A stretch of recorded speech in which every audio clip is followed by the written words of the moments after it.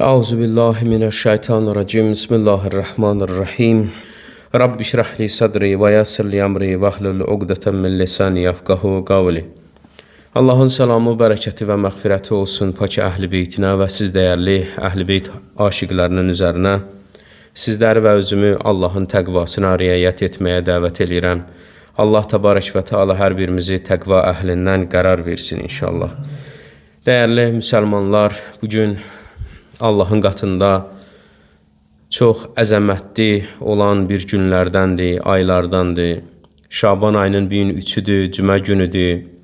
Bu gündə Həzrəti İmam Hüseyn əleyhissalam dünyaya göz açıb. Bu günlərim Həzrəti İmam Hüseyn əleyhissalamın mövlud günüdür. Sabah Həzrət Əbəlfəzl Abbas əleyhissalamın, biri gün Həzrəti İmam Səccəd əleyhissalamın mövlud günləridir. Bu gözəl mövlud günləri münasibəti ilə başda Əhl-i Beyt əleyhissalam olmaqla, İmam-ı Zaman ağa olmaqla siz əzizlərimə, siz dəyərli müsəlmanlara təbrik ərz eləyirəm. Və Allahdan arzum budur ki, Allah təbarək və teala bizləri dünya və axirətdə Quran və Əhl-i Beytdən ayrı salmasın inşallah. Bildiyimiz kimi bu ayın 15-i də Həzrəti İmam Mehdi Əccəlallah Teala Fərəcəhu Şərif ağamızın mübarək mövlud günüdür. O günə Nimey Şaban deyirlər. Çox böyük əzəmətli günlərdəndir inşallah. Bu Şaban ayı Allahın Rəsulunun ayıdır. İnşallah Allahdan arzum budur ki, Allah hər birimizə tövfiqat versin, bu ayın əhlindən olaq inşallah. Peyğəmbər Əkrəm sallallahu aleyhi və aleyhi və səlləm buyurur ki, bu 4 dənə əməl hansı evə daxil olsa, hansı ailəyə daxil olsa, həmin o ailəyi xaraba qoyar, o ailəyi darmadağın eləyər. O ailədə nə din olmaz, nə bərəkət olmaz, o ailədə xoşbəxtçilik, o ailədə firavançılıq heç nə olmaz. Çox diqqət olunması lazım olan əməllərdir ki, insan çalışa bu əməllərdən uzaq gəzə, uzaq dura. Onlardan birincisi buyurur ki, qadının öz həyat yoldaşına xəyanət eləməyi. Bu əməl o qədər böyük günahdır, o qədər məzəmmət olunmuş bir günahdır ki, bu barədə çox şey danışmaq olar. Bir qadının öz həyat yoldaşına həm belə deyim, mənəvi, həm fiziki, həm maddi xəyanəti İslam dinində qəbul edilməz bir şeydir. O cümlədən diqqət yetirsək, şəriətimizdə, fiqhi qayda qanunlarda da bu məsələyə çox diqqət çəkilir. Bu barədə İmam Cəfər Sadiq əleyhissalam Peyğəmbər sallallahu aleyhi və aleyhi və səlləmdən hədis nəql eləyir, buyurur ki, deyir, sizin ümmətinizin ən iffətli qadınları, ən gözəl, ən yaxşı qadınları o qadınlardır. Öz həyat yoldaşının yanında olanda ona sadiqliyini, ona məhəbbətini göstərər, öz həyat yoldaşını şad etmək üçün əlindən hər nə gəlir eləyər, utanmağı qoyar bir kənara, hər nə gəlir eləyər. Amma o zaman ki, naməhrəm yanında oldu, öz hicabına, öz əxlaqına, öz iffətinə, izzətinə diqqət yetirər. Naməhrəmlə öz arasında bir sədd qoyar, bir sərhəd qoyar və naməhrəmdən uzaq olar. İmam Əli əleyhissalam bu barədə buyurur ki, Allah yolunda cihad edərkən şəhid olan kəsin mükafatı günah etməyə qadir olduğu zaman günah etməyən kəsin məqamından üstündəydir. Bəzən bəzi insanların gücü də, qüvvəti də, varı da, dövləti də, imkanı da, şəraiti də yerində olar. İstəsə elə bir günahlar eləyər, amma o günahları Allah qorxusundan, təqvasından eləməsə, Allah yolunda cihad eləyib, şəhid olan kəsin məqamını əldə eləyər. Təsəvvür eləyin ki, bir dənə, üzr istəyirəm, ifadəmə görə, cavan oğlandır, yaraşıqlı, gözəl, boylu, puxunlu, imkanlı, evi də var, maşını da var, hər cür şəraiti də var və ətrafında da nə qədər istəsə günaha vasitə var. Amma o cavan ki, günahlara Allahın rizayəti üçün deyə ki, mən günah istəmirəm, günaha imtina eləyirəm, günahdan uzaq dururam, Bir o kəsin mükafatına baxaq Allahın qatında, bir də o kəsin mükafatına baxaq ki, günah eləməyə heç bir imkanı yoxdur. Nə o gücü qüvvəti var, nə o şəraiti var, nə sadı var. Deyir, İmam Əli əleyhissalam buyurur ki, Allah yolunda cihad edərkən şəhid olan şəxsin məqamından az deyil o şəxsin məqamı ki, günah etməyə iqtidarı olsun, şəraiti olsun, amma günah etməsin. Deyir, bu kəslərin mükafatı o şəhidin mükafatına, məqamı o şəhidin məqamına bərabərdir.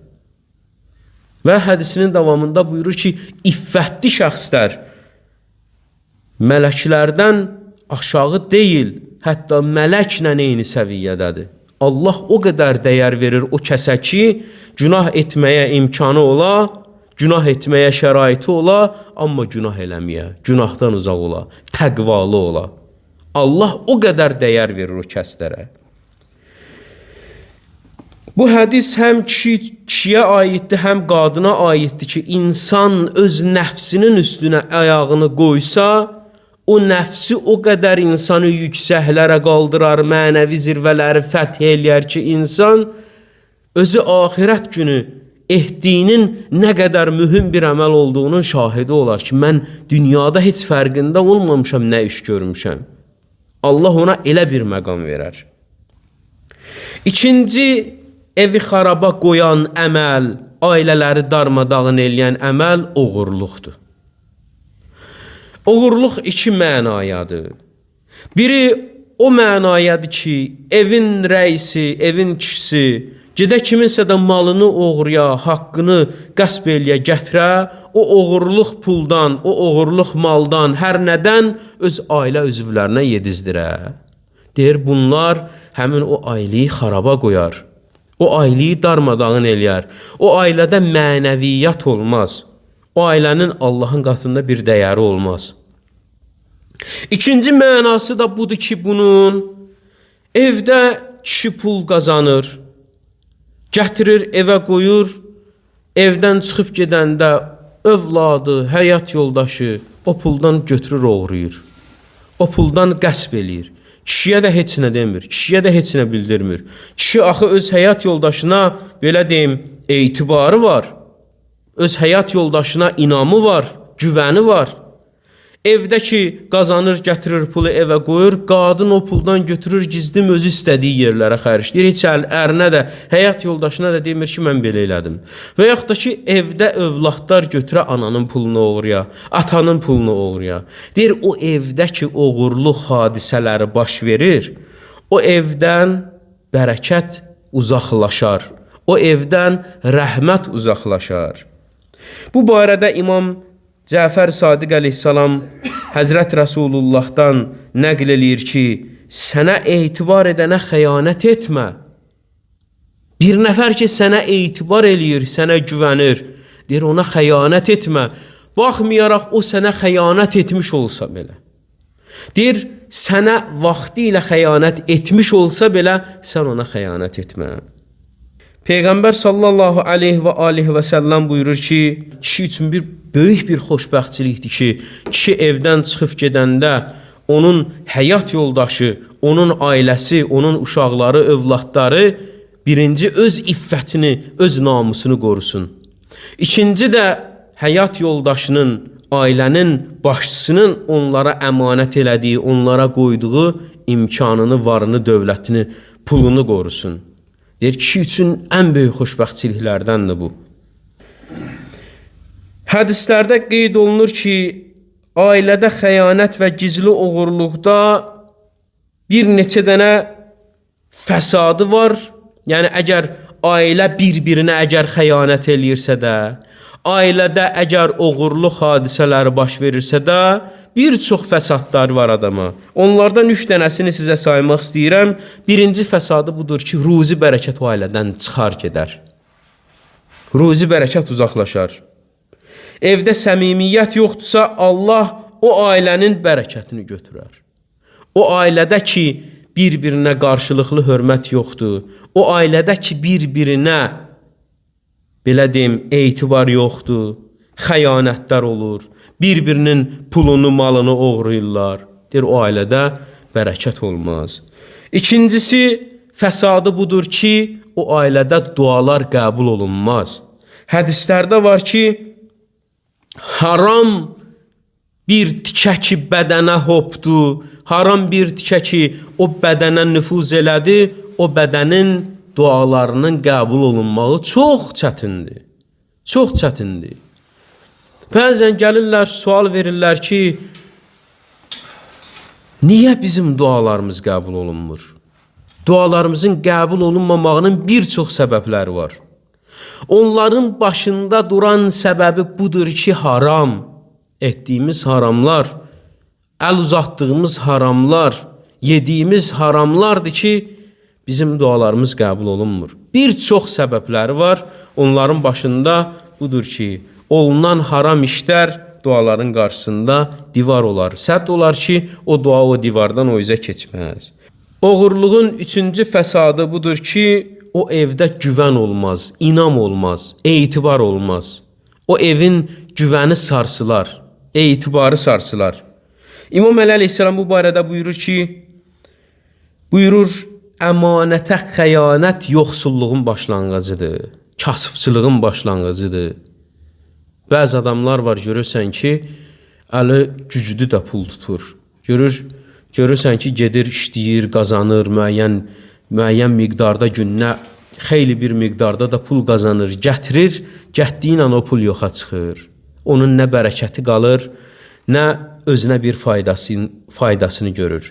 Bunların bir çox səbəbləri var, onun başında da ailədə olunan etibarsızlıq, oğurluq və qarşılıqlı etibarın olmamağıdır və haram qazancın əldə olunmağıdır. Çalışıb bu şeylərə diqqət yetirmək lazımdır. Üçüncü, Həzrət Rəsulullah buyurur ki, evləri xaraba qoyan əməl, o evdəki şərab içilə, o evdəki araq içilə, o evdəki çaxır içilə, o evdə heç vaxt bərəkət, o evdə heç vaxt nur olmaz, xeyir, bərəkət olmaz. Peyğəmbər salavatullah buyurur ki, bu barədə içində şərab, spirtli içki olan evə rəhmət mələkləri girməz. Bir dənə qayda var, ümumi bir qayda var dinimizdə. Deyir, əgər bir evə mələk daxil olmursa, o evə avtomatik nədir? Kim daxil olar? Şeytan daxil olar. Bir evdə ki, söhbət elə həm də qəlb evindən gedir, bu qəlb evindən gedir. Bu qəlb evinə əgər mələyi daxil eləmirik, şeytanı daxil eləyirsə də mələyin orada nə işi var? Həməşə yaxşı gələndə batil gərək aradan çıxa. Əgər batil gələ, oraya nüfuz eləyə, oradan gərək haqq çıxa gedə. İkisi bir arada ola bilməz. İkisi bir yerdə ola bilməz. Ya gərək haqq ola, ya gərək batil ola. Ona görə çalışıb evimizi də, qəlbimizin evini də pak saxlamalıyıq ki, oraya Allahın rəhməti nazil ola, rəhmət mələkləri nazil ola. Həzrət İmam Cəfər Sadiq əleyhissalam buyurur ki, şərab içən şəxsin 40 gün ərzində namazı qəbul olmaz. 40 gün ərzində bir nəfər əgər getdi şərab içdi, onun 40 gün ərzində ibadəti, namazı qəbul olmaz. Mütəəssifanə bugünkü gündə bəzi müsəlmanlar var, bəzi məhzəbin nümayəndələri ki var, buradan gedirlər, şərab içirlər, süfrədən qalxırlar, gedib ağzını gözünü yaxalayıb, güya dəstəmaz alırlar, gedib sonra da namaz qılırlar. Onlar əslində özlərini aldadırlar. Onlar özlərini aldadırlar. Onlar özlərini aldadırlar. Yalandan deyirlər ki, biz ibadət eləyirik. Bir halda ki, Allahın qadağan etdiyi, Allahın haram etdiyi şeyləri qəbul eləyir, özündə də deyil, başqa bir aləmdədir, gedir, namaz qılır güya. Bədbəxt insanlardır. Həzrət Əli əleyhissalam bu barədə buyurur ki, insan ki haramdan qidalandı, gərək diqqət yetirsin, haramla qidalanmaq bərəkəti aradan aparar. Və dördüncü, Həzrət Rəsulullah sallallahu aleyhi və aleyhi və səlləm buyurur ki, bu əməl hansı evə daxil olsa, evləri xaraba qoyar, o əməl zinadır. Çox önəmlidir. Bu barədə Allah təbarək və Teala İsra surəsinin 32-ci ayəsində buyurur ki, Bismillahirrahmanirrahim və la təqrabuz zina innəhu kənə fahişətən və səə səbilə. Allah Teala bu Quran ayəsində bizlərə nəyi çatdırır? Quran-ı Kərimdə bir çox növdə ayələr var. Allah Teala bəzi günahlara deyir, o günahı etmə. Bəzi günahlar var, Allah Təbarək və Teala Quran-ı Kərimdə deyir ki, ona yaxınlaşma. Nəinki etmə, deyir, ona yaxınlaşma. Bu o günahdır ki, Allah Teala Quran-ı Kərimdə buyurur ki, və zinaya yaxınlaşmayın. Etməyin demir, yaxınlaşmayın deyir. Etmək qalsın bir kənarda. Deyir, yaxınlaşmayın. Yəni, nə mənaya? Hətta onun üçün müqəddimə ola biləcək əməllərdən uzaq olun. Zina etmək üçün nə müqəddimə ola bilər? Nə işlər görsən, axırı gedib zinaya çıxar? Deyir, o şeylərdən də uzaqdır. O şeylərdən də uzaqdır ki, Allahın qəzəbinə gəlməyəsən. Çünki çox çirkin bir əməl və cəmiyyətin pozulması və onun mənəviyyatsızlığı ilə nəticələnən pis bir yoldur. Zina budur. Allah deyir ki, zina etmək qalsın bir kənarda, zinaya yaxınlaşma deyir. Və la təqrabu deyir. Deyir, yaxınlaşma.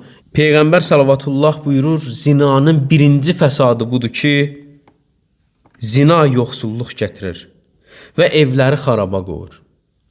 O evdə ki, zina olunur, o evdə ki, qeyri-qanuni əlaqələr baş verir, kəbinsiz əlaqələr baş verir, haram əlaqələr baş verir, deyir, o evdə bərəkət olmaz.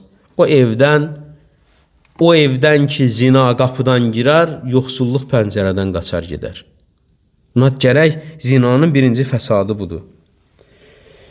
İkinci buyurur ki, Həzrət İmam Cəfər Sadiq əleyhissalam deyir, o yerə ki, Allah qəzəblənmək istəyir, o yerə ki, Allah bəla göndərmək istəyir, deyir, o yerdə zina aşkar olar. Zina o qədər pis bir əməldir ki, hansı cəmiyyət bu günaha mürtəkib olub, həlak olub gedib. Keçmiş peyğəmbərlərin dövründə də nə qədər ümmətlər elə bu günahdan həlak oldular, məhv oldular. Allah bəla göndərdi, məhv oldular, getdilər. Mən bir şeyi elə yeri gəlmişkən bunu da vurğulayayım. İnşallah izləyicilərimiz buna da diqqət yetirərlər. Zinadan məqsəd təhcə gedə üzr istəyirəm ifadəmə görə qeyri-qanuni, kəbinsiz gedə birindən əlaqədə ola, söhbət təhcə ondan getmir. Bizim cəmiyyətin böyük bəlalarından biri də budur ki, əgər bir qadın bir kişi ilə evləndi, bunların kəbinləri oxundu, olmadı da alınmadı, bunlar boşandılar. Bunlar boşanandan sonra zahirdə ki, dövlət nikahından keçmişdilər, dövlətin qayda qanununla bunlar ayrıldılar, rəsmi olaraq boşandılar, gərək gedəsən onun kəbinini də geri oxuturasan. Əgər ki, kəbini geri oxunmasa, 20 ildə öz atasının evində qalsa, artığını da deyə bilərəm, 50 ildə öz atasının evində qalsa, onun kəbini pozulmayıb. Gərək onun kəbinini pozdurmaqdan ötürü öz həyat yoldaşı təlaq verə, bir neçə dənə ərəb dilində termin var, həmin o terminləri deyə, ya gərək həyat yoldaşı, keçmiş həyat yoldaşı o sözləri deyə bilmirsə də, gedib o sözləri deyə bilən bir adamı deyə ki, mən səni öz yerimə vəkil tuturam, filankəsin qızını mənim əvəzimdən sən boşa, təlaq ver. Və yaxud da ki, gedə bir axundun yanına, bir mollanın yanına, bu işi bacaran bir nəfərin yanına, gedə deyə ki, ay qardaşım, mən həyat yoldaşımla ayrılmışam, aralanmışam, geri də barışmaq niyyətim yoxdur. İstəyirəm ki, bizim kəbinimizi geri oxuyasan, yəni təlaqımızı verəsən. Səni də öz yerimə vəkil tuturam. Həmin o molla onun ki, təlaqını geri oxumayıb, ya həyat yoldaşı ona təlaq verməyib, ona ikinci dəfə evlənmək haramdır. Kəbin batildir. Kəbin sayılmır. Nə qədər elə bir hadisələrlə biz rastlaşırıq. Gəlir, bu günlərim oğlu evlidir, qızı evlidir, boşandı, təlaqını verməmiş, görürsən ki, gedir, qızını qaldırır, başqasına verir. Ay qardaş, sən məni nəyə çağırırsan? Sən məni nikah oxuyanda çağırdığın kimi bunu əgər boşadın, gərək çağırasan, ya qız atası, ya oğlan atası, çağıram oğluyu, deyə ki, qardaş, bizim onlarla daha ipimiz üzüldü. Biz barışmayacağıq, barışan deyilik. Bu uşaqların təlaqını oxu, bu uşaqların nikahını geri oxu. Əgər ki, nikahı geri oxunmamış, təlaqı verilməmiş, bir nəfər gedə, bir qadın gedə, başqasıyla evlənə, ömürlük bir-birlərinə haramdılar. Ömürlük bir-birlərinə haramdılar. Ona görə gərək insan diqqət yetirə, diqqətli ola, əgər boşanıbdılarsa da, bir qadın birinci həyat yoldaşından boşanıbdısa da, gərək neyniyə, gedə kəbinini geri oxutdura. Kəbini geri oxunmamış başqasıyla evlənə bilməz. Əgər üzr istəyirəm ifadəmə görə başqasıyla evlənsə, bunların yaxınlığı artıq zinadır. Bəxlərim ki, mövzumuz nə idi? Zina. Dedik ki, Peyğəmbər salavatullah buyurur, hər hansı bir evə zina daxil olarsa, o evin dini bərəkəti olmaz. O evdə fəsad, o evdə bəlalar üz verər, baş verər. Ona görə də, əgər qızımız boşandısa da, birincisi Allah heç bir valideynə övladının o günlərini göstərməsin ki, övladı boşana və yaxud da ki, nəsə, indi bu da bir işdir da oldu, alınmadı. Qarşı tərəf bir nanəcib birisi idi, alınmadı. Boşandı, gərək həmin valideyn, həmin ata gedə bir nəfərin yanına, deyə ki, qardaşım, mənim qızım boşanıb, indi evdədir, biz də onunla geri barışmağı mümkün deyil. Sən onun nədir? Kəbinini geri oxu. Onun kəbininin oxunmağın da özünün şərtləri var. Gərək iki nəfər adil, ədalətli, imanlı bir şəxsin yanında oturasan, deyəsən ki, filan kəsin kəbinini geri oxuyuram, siz də şahid olun. Həmin vaxt, həmin o qadın da boynunda heç bir qüsulu olmamalıdır. Gərək pak olmalıdır həmin vaxtda. Bu şeylərə diqqət yetirmək lazımdır. Dedik ki, zina təhcə kəbinsiz gedib bir başqasıyla yaxınlıq eləməkdən söhbət getmir. Zina odur ki, bəzən də kəbini geri oxunmamış birisindən evlənirik, ailə qururuq. Onun bizə haramlığı bizə zina gətirir. Biz zina etmiş oluruq. Gərək bu şeylərə diqqət yetirək. Zinanın 6 dənə insana fəsadı var. Bunu da tez-tez deyim, sizi çox yormayım. Onun 3'ü dünyada insana fəsadı var, 3'ü isə ahirətdə. Birincisi, zina edən şəxsə zinanın fəsadı budur ki, insanın üzündən nuru aparar. İnsanın üzündə sevimlilik olmaz, nur olmaz. İkincisi, buyurur ki, ruzisi kəsilər həmin adamın. Ruzisi, dini bərəkəti olmaz. Üçüncüsü buyurur ki, ömrün qısalmağına səbəb olar. İnsanın ömrü qısalar. O insan ki, davamlı olaraq zina eləyir.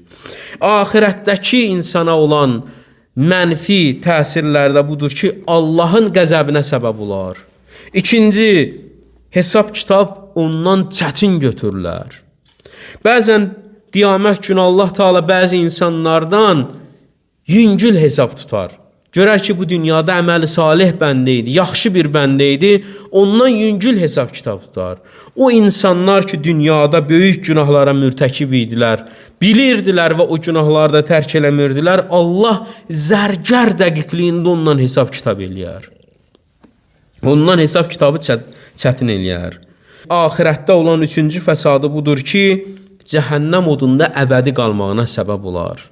O insan ki, bu dünyadan zina eləyər, bu dünyadan tövbəsiz köçər gedər. Allahdan arzum budur ki, Allah bizləri bu günahlardan uzaq olanlardan qərar versin. Allah sonumuzu xətmi bixeyr eyləsin. Allah bizləri dünya və ahirətdə Quran və Əhl-i Beytdən ayrı salmasın inşallah.